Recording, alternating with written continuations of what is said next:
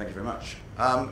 Good afternoon. Not as many here as I thought. You probably, or everyone who's not here is probably feeling as hungover as I am and like laying down under a tree somewhere, relaxing. I thought what I'd do is, rather than going down the panel and asking you all to introduce yourself, I think perhaps what I'll do is I'll ask a few kick-off questions first, and then perhaps if you could just introduce yourself as we go through. So I'm Andrew Newbery. I'm a partner at Gowling WLG, based in London. I have a large history in project finance, some of it in the mining industry, from the Yemen through to Indonesia, more recently lithium in Mexico. And I think as you look at your little brochures, there's sort of we're queued up to talk about three things: royalties, streaming, and general finance. My experience over the years is things don't particularly fall well into defined boxes, and I rather suspect that as we talk today, and seemingly we probably have at least a representative from two of those so-called boxes here, and perhaps two and a half. We can perhaps challenge some of those precepts. So, Henry, as Mr. Debt, could you introduce yourself and then perhaps say a little bit about what's changed over the last 12 months in the mining industry? Thanks, Andrew. Yes, I'm part of the Nedbank mining team and been there for getting towards 7 years now. Being a traditional senior debt provider in the mining space and focused on the junior mid-tier part of the market, we've seen a lot of changes in terms of bank participation in that market over the last 5 years in particular. We've seen a lot of our competitors pulling back for various reasons. In the last 12 months, it seems that there has been a renewed interest in greenfield project financing from some of our traditional competitors, and I think some of that is a realization that if you've had your fingers burnt in the past, then if you can make a lesson more expensive by not capitalising on the lessons learnt. So we are seeing that interest coming back in. The unfortunate case in the market is that equity remains quite tight. When it comes to the traditional banking product, banks aren't big on pricing risk, so they prefer to see something moving within their typical goalposts, and then being able to execute transactions based on those metrics. But I think from what we've seen at Nedbank and our experience in project financing is that the metrics are fairly well established, but it's the quality of the information that underpin the measurements that you move your financing forward. And so that, the things like management teams, the quality of resource and reserve estimations have come under greater scrutiny, and given some of the habits of the past, following on from the previous bull market in commodity cycles, the optimism of some companies and the various components of a project to look at studies and so on with an accumulated view of various biases that have an interest in making sure the project goes ahead, have perhaps caused some of those projects to struggle in the critical period of ramp up and so on. So I think the focus from the banks is now addressing those kind of issues, and so in terms of those coming to market looking to finance greenfield single asset projects, the advice that comes from the bank in terms of what they need, it comes from a place of a long experience and some of that quite expensive. So, Sean, I'm just going to go to you at the end next. If you could introduce yourself quickly. I mean, what I'm seeing in what let's call it project finance rather than say debt that comes from banks. In project finance, I am seeing people lending, but it's not necessarily the banks. So what's... Sure. I spent 20 years with the Rothschild Group, basically being involved in providing hedging alongside my lending colleagues in the project finance for debt, and very much involved sort of 84 to the early 2000s in the kind of the original gold boom we had in Australia, so CIP, CIL, etc. And saw a lot of things go on there, and in 2004 decided that somebody needed to provide an independent source of kind of advice to mining companies on how to finance yourself and how to hedge and how to manage that, because in 2004 it was pretty obvious that the mining entities and the banks together had created a bit of a cluster when it came to hedging and the whole thing, which we saw with the kind of the blowouts and all the buybacks. So we set up to be this independent source to do. And I think, to take one of Henry's points, I mean, I think the first thing we do with our mining companies is we have a no dickheads filter, so that deals with management. So, you know, we make the decision we won't take on a client that we don't think has good management. So then the next thing is the quality of the information. So one of our things is often saying to our clients, you're simply not bank ready. And they say, oh, lots of banks are talking to us. And we go, or funds are talking to us. We go, oh, they're talking to you, absolutely. But you're more important to that guy than he is to you, because his head office is halfway around the world, and if he's got a work in progress list of all these projects he's going to finance, he keeps his job for another year. By all means, let him take you to the rugby, but please don't show him your model, because you get one chance to do this properly. You get one chance to get this taken and to be there. So for us, quality information, as you say, is absolutely the case. So the interesting thing now, with no interest rates in the world, or very little interest rates, is obviously we've seen the success of people going around to all the pension funds in the world that have defined benefit pension schemes. These poor old firemen that spend their entire life running into burning buildings, and their wife asks them why they do it. They say it's for the defined benefit pension scheme. That money's now being lent to mining ventures in the Congo to try and get a reasonable return so that they can get 8% on their money. So, you know, I think what's interesting is there's probably never been, in one sense, more money more readily available at the debt side for projects, yeah. But to your point, the equity gap is still there, and we're seeing that incredibly at the moment. And I think it's a really interesting time right now. Well, so I think we'll come back to the equity piece in a minute, but I want to ask Randy the question. Do you have a no dickheads filter as well, or what's your strategy up front? It's funny, being a Canadian, probably a little bit more polite, we just call it management-proof assets. That's what we look for, management-proof assets. It's Randy Smallwood, President and CEO of Wheaton Precious Metals, and co-founder. And, it's an interesting story. Our way of investing into projects and providing support is to actually come in as an equity partner.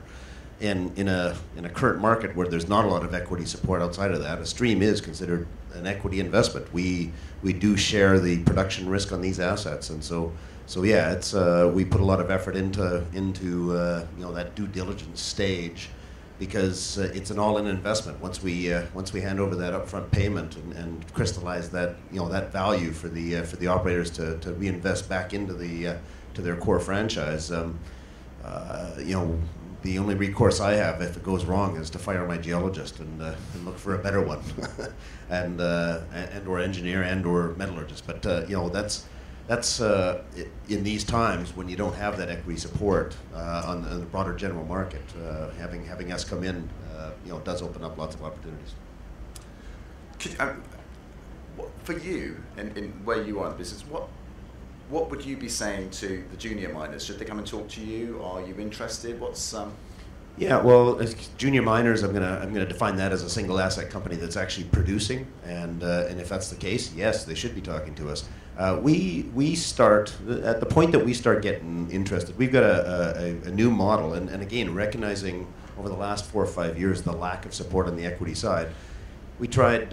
We came up with this new structure called the early deposit structure, which gives a framework stream around an opportunity based on a PEA or some type of a scoping study. So it's still not locked in. And the key point is that prior to a bankable feasibility study, debt is not an option.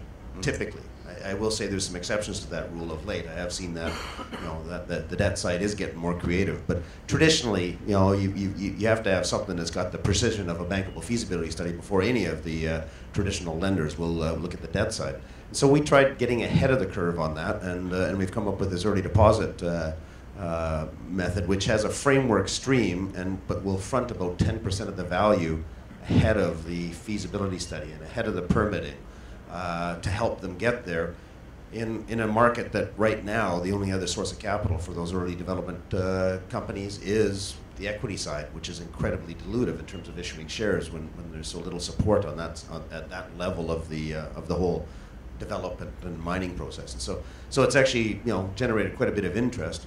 Unfortunately, it's also challenging for us because we are pretty selective in terms of what we invest into, and I can tell you that we've looked at well over 200 companies and we've got 3 deals done.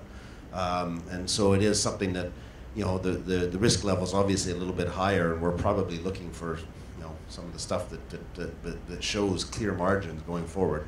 We're still very active on that front, and it's an area that I do think, I'm not going to call it the junior miners, I'm going to say the development companies. Mm-hmm. It's something that they should be considering because it is nowhere near as dilutive to their current shareholders. And when you sit and look at the benefits, and especially if it's a non-core byproduct, the one thing I always like pointing out is that the copper companies that produce byproduct gold, nobody buys their stock for the gold production. And that's really where the whole streaming concept came up with. I used to work at Goldcorp. We needed capital to continue growing our company. That's how we came up with the concept of Silver Wheaton, was we had a bunch of byproduct silver production, and back in the early 2000s, there was a huge swath of people invested into quality silver companies. We didn't see too many quality silver companies out there, but there was a huge interest level for it. The existing silver companies at the time, were trading at multiples that surprised us, and so by packaging up our silver and spinning it out into a separate vehicle and then crystallizing that value, it generated, to Goldcorp's credit, $2.4 billion from a mine that 3 years earlier we had bought for $125 million. Ultimately, we sold the interest in Silver Wheaton, or Goldcorp sold the interest in Silver Wheaton for $2.4 billion. That's creating value from your non-core product so that you can then invest it back into your core franchise. And so that's where the streaming model works. So do I infer correctly that it's not good for core? Perhaps you can answer that in a second, because Sean, could you just dwell on that a little bit, about whether you think streaming works? When people come and talk, come to talk to you, what things are you looking out for? The sorts of mistakes people make early on. I'm a huge fan of the concept of streaming, particularly for byproduct. But I think it's one of those things that it depends where you are in the cycle. I mean, if you can stream 20% of your production, even of the primary, and raise money that you would have to double your shares on issue to otherwise raise, to me then it's a no-brainer to look at that. I think the interesting thing is that streams are very visible well into the future. Dilution is not. Mining companies, all companies, but mining companies in particular, keep issuing shares to raise money over time. No one ever goes back and says, we shouldn't have done that raising on the so-and-so day. There's just more shares on issue. Mm-hmm. Whereas streaming is sort of visible. And it's a bit like hedging. People can, hindsight you. So I like the concept. I think one of the problems we've seen as a borrower advocate is when some of the streamers at various times have had a few issues, so they started to take more security. So Randy says you're an equity partner, and they are. But we find often that they're an equity partner that also wants banking-style security. If you take banking-style security, then you're in control of when the lenders can come in at that PEA level. So trying to get through that issue is great. I mean, I thought I'd done the best banking financing deal that was ever going to be done a few years ago. We had the streamers lined up for the equity that the banks would require. We had the banks lined up. It was all great. We couldn't get the guys to agree on the intercreditor agreement in terms of how they would share the thing if it all went wrong. And the deal fell over, and it was a great shame because I think it would have revolutionised in Australia the attitude people to have towards streaming. In Australia, people but they've got this general attitude they don't like streaming. They go, mate, that's life of mine. And I always say, issuing paper is life of mine too, and life of every other mine you haven't even found on your property. I prefer diluting at the asset level. So it's good, but the structure, I think, still, I like the idea of this early thing, but I can understand why you do so few and looking at so many. But at the current point in the cycle where we're at, where equity prices don't in any way represent the kind of in-ground inventory, to do streaming deal or to sell a share of your asset makes much more sense. One of our clients, Galena, had a $50 million market cap a week ago. They just announced they've sold 40% of their project for $90 million. That's bringing in Toho as a shareholder in the asset level is another form of streaming. I think we're going to see a heap more of that because issuing paper in this part is just the last thing you want to do. Henry, did you want to just pick up on the points on the difficulties of bringing together these different sort of financing techniques? Are you seeing that, the intercreditor issues? Yeah, I mean, we have looked at the idea previously, but yes, from the challenges that have been noted about the security position, naturally when equity is scarce, then these other solutions present themselves. But I think one of the other problems when you're short of equity and trying to prevent dilution is that one of the things which is often a hot point of negotiation with banking, particularly on projects, is the debt to equity ratio. And it's not necessarily debt to equity ratio, it's more to do with a meaningful amount of skin in the game for the shareholders. So if it comes time to walk away, who's really on the hook there? So that's a conversation. How do you look at the stream then as equity in terms of your thinking? Is that not skin in the game from your perspective because it's someone else's skin? It just depends on the mix of the stakeholders at the end of the day, and negotiating complex intercreditor arrangements is not something foreign to the banks, and we do that. You see that with JV partners and so on, but with streamers, it is complicated, and not to say that it can't be done, but I'm not sure we've seen that many solutions out there. Randy, what's the solution? Well, I was just going to say, we've never missed a deal because we couldn't come to an agreement on intercreditor protection. And a lot of times we come in after there's project debt in place, and so we've had to find a way to work. Now, I think it's the onus of everyone involved to try and as you're entering into the financing stage, try and get the best security you can, whether it's the debt or the equity side or joint venture or whatever, right? And so I'm intrigued at the story in Australia because it wasn't us on the other side, it's never been something that's let us stopped us from going into a project we wanted to invest into. You have to. Every project is different. Every partner is different. Every environment in terms of the asset itself and the risks associated to it, and so. I would say that every single one of our agreements has different levels of security, and it reflects that deal and where that opportunity was at the time we started working on it, and how far we were able to go in terms of protecting ourselves. I would say the best defense is, as I call it, management-proof assets. And when I say that, I mean assets that have high enough margins that this isn't going to be an issue. And it'll take, when I say management proof, obviously you want good management, but when what we have to recognize is that when we're investing into an asset and they've got a good management team, we're life of mine investors, and there's no guarantee that there'll be a good management team 5 years from now. And in fact, I would say from my own experience, the most profitable gold mine of any substance that I've ever seen was also the worst run gold mine that I have ever seen. It was incredible how poorly run that asset was, but they had the benefit of such healthy grades that I know there's a few here that know which mine I'm talking about. But they had the benefit of spectacular grades, and I would call it a management-proof asset. And obviously, that's what you're trying to look for, is stuff where it's not even an issue in the end. But you still have to try and position yourself for the best position afterwards in the event of. I'm going to ask in a minute if anyone does want to ask a question, if they put their hand up. So while you're thinking about that, ask Sean, since I cut you off earlier when you were talking about the equity side and the lack of equity in the market, what can you do to address that? There does seem to be that wall of debt in various forms, and we've got one solution here perhaps, but are there others? Well, I do think that, as I said, that issue of the Galena, the lead company in Western Australia, selling a direct interest in its asset to Toho. It just seems to me that unless the equity market, the share investors resolve, we will see large companies look to take strategic pieces of these assets. When I came into the market 35 years ago, I think it sort of seemed to me that joint ventures in various mining were more common. You know, there were Japanese investors had a 20% share of coal mines in Australia and things like that. Like that had been the way people had raised seed in the past. Equity markets get a bit more advanced. You know, they're interested in mining. The problem with mining is that, you know, I think the comment was made by the gentleman in your panel yesterday from JP Morgan. He said all his the generalist investors, the colleagues of his, were happy to invest in mining as long as they promised not to build any more mines.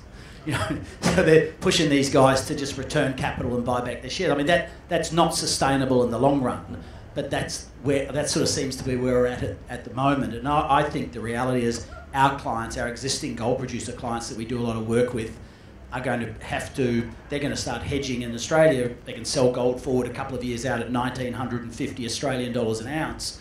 You sell some of your existing production to create certain cash and then go and buy, you know, the guys with the resources that the equity market won't do. I think we're going to have that kind of Pac-Man kind of thing that we saw in the 80s and 90s in Australia, where the existing producers just keep accumulating and taking. So I think that juniors need to be sidling up to someone larger than them and looking for that strategic stake. And again, I think we're seeing that in Australia. So it's sort of, because you're just not until something specifically happens that new money, fresh money comes into the equity markets, I don't think we're going to see a shift, because everyone that wanted to invest is already invested and kind of, in many cases, out of the money and stale. I'm going to ask about sectors in a second, but is there anyone who has a question from the floor? On sectors, I think we've only talked about precious metals so far. Are you seeing any sort of interest for alternative methods of financing in perhaps battery metals or other sectors? Has that changed in the last 12 months, or is it going to change? Yeah, we did our first cobalt stream in June of last year. So our venture into the battery metals was a unique asset. It's not something that we are focused on precious metals, but this was with Vale, one of our existing partners, and a unique opportunity where it came from Voisey's Bay, but it's also being processed through a dedicated smelting facility at Long Harbour. So it's guaranteed strong provenance, and as I say, the cleanest, greenest, most socially and environmentally responsible cobalt in the world, coming out of Newfoundland and Canada. And so it was a unique product that we think will, I'm very bullish in terms of the electric vehicle revolution, and the fact that is coming, and the only question is how fast. And so we do see that's an area that's worthy of pursuing. Now, I say that, but this was a pretty unique opportunity. Most of the cobalt in the world is pretty tough to invest into just because of its jurisdiction as to where it's being produced, and so I don't see us going further into that space significantly. But at the same time, if we see unique opportunities, and really what I'm looking for is products where I truly believe that geological inflation is going to have an impact at some time in the future. And cobalt, of course, always being produced as a byproduct from copper mines or nickel mines, scarcity, ultimate scarcity in terms of what I think ultimate demands will be 10, 15 years from now versus supply. We feel that's a good place to invest into it, and we'll always keep an eye out for that. But that's one of the reasons we're investing into precious metals, is we really do think that as a store of value, it's also going to go through that. So as long as we see battery metals that have the same category, unfortunately, to me, lithium doesn't. There's a lot of lithium in the world, and it's really a matter of getting the supply-demand balances.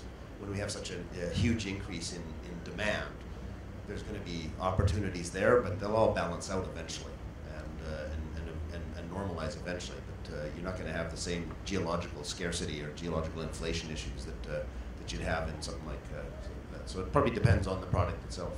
Henry, from sexy sectors, from a banker's perspective? Well, I guess with the bank's typical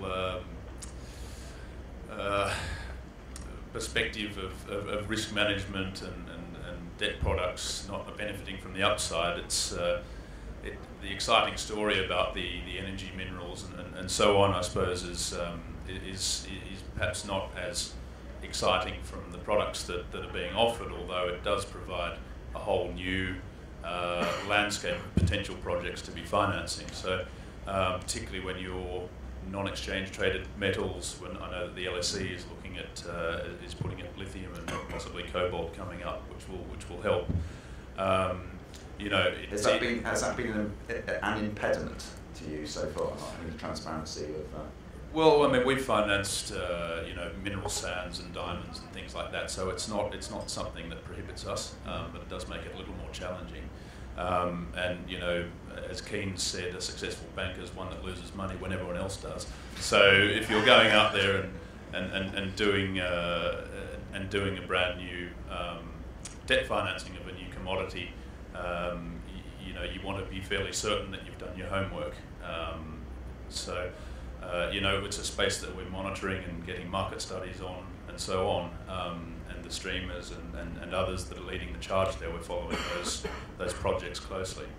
But it's something we're working on, and I think you'll start seeing debt products coming more freely into the market as time goes on, because the equity market seems to be more favourable to those than it does to some others at the moment. We've got about 4 minutes left. Any questions from the floor? Are there things that we should be talking about that we aren't asking you? Sure. What's the question I haven't asked that should be answered? I'm not sure, to be honest. I think, as I say, I think going right back to the initial comment that Henry made to the mining companies in the room that looking at finance. I mean, I think at the end of the day, it's getting your numbers right and really understanding the economics of your project and funding yourself sufficiently that you can do that well before you really need.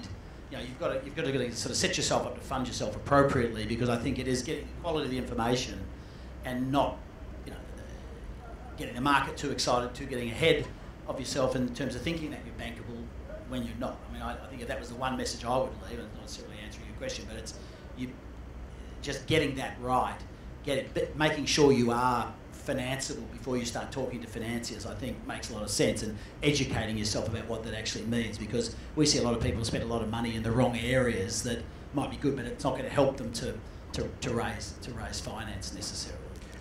I'll ask everyone else the same question in a second, so you can think a little bit longer than Sean had. But you have mentioned hedging a couple of times, and what's your view, sort of with an advisory hat on? What's your perspective on hedging? Well, I hold the view that debt and hedging are necessary bedfellows. So, I think if you're a mining company and you raise a whole lot of money, and your whole capacity to repay that money is based on the commodity price. Noah's Rule, the name of our business is Noah's Rule is predicting rain doesn't count, building arcs does. So we have this perspective that mining companies that stand up at conferences and start telling you about the underlying fundamentals of the metal, I'd be suspicious about the underlying fundamentals of their mine, because they should be just telling you about why their mine's better than everyone else's mine. So that capacity, the hedging, is just saying, if I'm going to borrow that much money, to the extent I can hedge, if I'm fortunate enough to have a market that has a terminal market, I can lock in enough units to repay. Streaming and royalties are a form of hedging because you're repaying in metal, so you're removing that metal price risk to some extent. I mean, I think some markets don't have that opportunity, and so they don't do it. Precious metals in the late 90s had such a wonderful opportunity to do it. They did too much of it and kept mines open that should have been closed. I mean, there's a happy medium. If one of the chairs here probably should have been filled by Orion or Taurus as the kind of other old. We're looking at this kind of deal, and a Taurus Orion deal where we're advocating for clients, and they're at one end of the spectrum where they don't have the balance sheet that Nedbank has, so they can't offer hedging. So they actually make it their point of difference that here you can borrow this money from me and I won't make you hedge. But our clients say to them, Robert, we'd like to do some hedging, and they can't do that. So it's another end of the market. And we believe the happy middle ground is borrow the money that the fund would give you and do half as much hedging as the bank would make you is nirvana for us. But trying to get that combination is the difficulty. But I think anyone who can hedge or manage risk in some way should. And selling a share of your asset to someone with a much stronger balance sheet is another form of hedging. I think you've got to take hedging beyond just forward selling. But it's just risk management. Randy, they've had time to think. What's the question I should have asked you? Well, in the end, when it comes to financing projects, I do think it's a balance between. I don't think any one option is a winner. I think truly there's always going to be the equity piece, perhaps a bit of the debt side, and then what I call portfolio optimization, which is either And you know, the biggest difference between hedging and streaming is that there's required delivery schedules on hedging, whereas streamers take the production risk. If things are late, and I know of a few companies that the original shareholders don't own them anymore because they couldn't meet the delivery schedules in those hedging contracts and had to turn it over to the debtors. That does happen, and that's the big difference between, you know, and trust me, when I started the streaming business, trying to explain to people what streaming was, and they, oh, you mean just like hedging? It's not like hedging, because we do share the production risk. There's no rigid delivery schedules. There's no rigid delivery expectations that you have to stick to. You know, we share the production risk and the production scheduling risk and such. But in the end, I think, you know, I don't think any one source should be the only source of capital required to push this industry forward. They're all going to have different times in the sun. We went 3 years without doing any transactions because market prices were extremely high and the market was frothy. The equity market, this is back in 2010 to 2013, didn't do a single transaction. The number of people that knocked on our door saying your business model is obviously broken, you're not doing any deals. And yeah, well, it wasn't broken. We were minting it in terms of the deals we already had in place and building up a war chest for you know, for the inevitable balance sheet repair phase, which always follows those bull markets. And so there's times that each one of these is going to be a preferred or a more attractive source. We don't go into it assuming that we can always solve the answer on the streaming side. Streaming, no doubt, is a burden, but I can tell you that we come from an operating side, and we make sure that the asset is you know, has the capacity to carry that burden. If our partners aren't healthy, we're not healthy. I mean, we are truly partners in that. So the last thing we want is something that's such a burden that it's actually impinging on the profitability of the asset, because then the asset shuts down and we get nothing. It just doesn't make sense. So we put a lot of effort into that side, and it's really ultimately a balance in the long run. So. Henry, 30 seconds from Nedbank perspective. I guess the question would be, why would you go with a banking product? And I think obviously the cost is cheaper, but I think you know, not, you know, everyone else funding into this part of the sector you know, comes with a lot of technical expertise, but a bank or a banking syndicate does provide a visible amount of rigor to the market when it comes to a project. But I think also, particularly when you're in African jurisdictions and so on, having a bank there, having that relationship or those relationships publicly known can help actually in terms of protecting your asset, and you have got an alignment of interest with the bank and the company, and you can find that that relationship can help solidify your position in many ways. So I think that's worth considering in the context of the Cape Town conference. Great. Thank you very much, and thank you to the speakers.